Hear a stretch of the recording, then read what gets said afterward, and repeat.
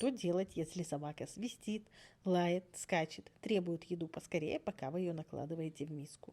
С этой проблемой очень просто справиться.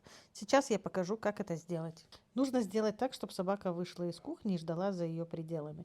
Для того, чтобы собака вышла из кухни, и чтобы обозначить ей границы, я просто шагаю на нее до тех пор, Away, пока она не выйдет.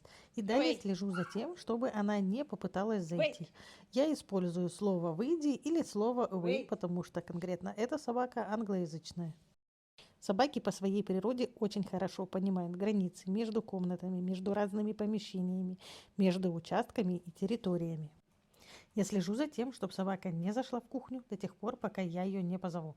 А если она попытается зайти, я точно так же буду на нее шагать. Когда еда готова, я приглашаю собаку зайти и прошу ее сесть для того, чтобы она не скакала, а спокойно ждала, пока миска не окажется на полу, ей не будет дана команда, чтобы кушать.